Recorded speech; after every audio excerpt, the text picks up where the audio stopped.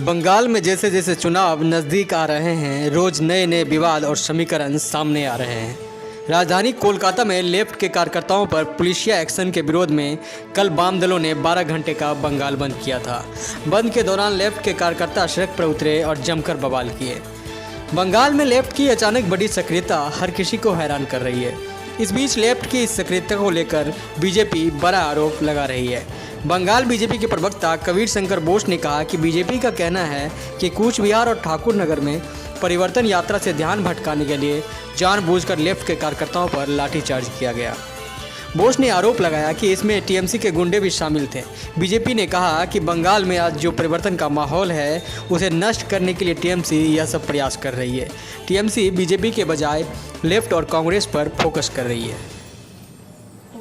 दरअसल बीजेपी को इस बात की आशंका पहले से थी कि वोटरों को बंटवारे के लिए टीएमसी ऐसा कुछ कर सकती है। बंगाल में बीजेपी का जो वर्तमान में वोट बैंक है उसमें बड़ी संख्या में कभी लेफ्ट के वोटर रहे लोगों की भी है। टीएमसी चाहती है कि बंगाल में चुनाव से पहले अगर लेफ्ट फिर से एक्टिव हो गया तो बीजेपी का वोट बढ़ सकता है। सीपीएम को मजबूत होता और पुराना वोटर बीजेपी का साथ छोड़कर एक बार फिर लाल सलाम का नारा बुलंद कर सकता है। इस पूरी टूट फूट का फायदा सीधे सीधे टीएमसी को होगा। प्रधानमंत्री नरेंद्र मोदी ने भी अपने बंगाल दौरे पर हल्दिया में कहा था कि तृणमूल लेफ्ट और कांग्रेस मिलकर मैच फिक्सिंग कर रहे हैं। बीजेपी बंगाल में टीएमसी के साथ साथ लेफ्ट और कांग्रेस को भी मुख्य प्रतिद्वंदी के तौर पर देख रही है। लोकसभा चुनाव में लेफ्ट और कांग्रेस को भले ही 12% वोट मिला हो, लेकिन बीजेपी अपनी पकड़ किसी भी तरह से ढीली नहीं करना चाहती है। दरअसल इसकी वजह है कि टीएमसी चाहती है कि लेफ्ट और कांग्रेस लड़ाई में रहे और इसका फायदा टीएमसी को हो। प्रधानमंत्री मोदी की रैली से पहले मुख्यमंत्री ममता बनर्जी ने भी अलीपुरद्वार में लेफ्ट और कांग्रेस पर हमला कर दोनों पार्टियों को ऑक्सीजन देने की कोशिश की थी। बंगाल में इस बार लड़ाई भले ही बीजेपी और टीएमसी के हो, लेकिन इस बात से भी इनकार नहीं किया जा सकता है कि लेफ्ट और कांग्रेस भी धीरे धीरे अपनी जगह बना रहे हैं।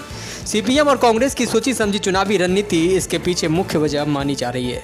दोनों दलों ने इस बार सभी सीटों पर अच्छे से विश्लेषण करने के बाद तय किया है कि कौन सी पार्टी कहां से लड़ेगी। इसके साथ ही टीएमसी से पर्दे के पीछे से मिल रही मदद भी लेफ्ट कांग्रेस गठबंधन के लिए संजीवनी मानी जा सकती है। इस गठबंधन के मजबूत होने से ममता बनर्जी को फायदा होगा, क्योंकि यह बीजेपी का वोट काटेगा। बीजेपी में अंदर खाने इस बात को लेकर चर्चा है, लेकिन सामने से पार्टी ऐसी किसी भी संभावना से इनकार कर रही है। बीजेपी नेता वैशाली डालमिया ने कहा है कि पार्टी सीपीएम कांग्रेस को ज़्यादा महत्व नहीं देती है।